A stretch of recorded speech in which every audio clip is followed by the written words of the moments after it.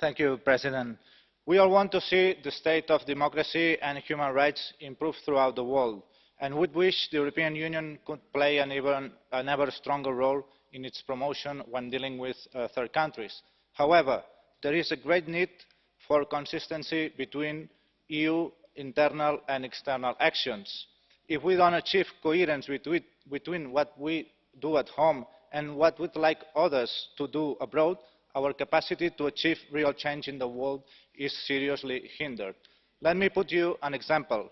Some of us will always remember that in 2017 a member state of the European Union, Spain, used police violence to stop a vote, a democratic exercise in Catalonia, and that in the run-up to that vote and afterwards that same member state committed breaches of fundamental rights.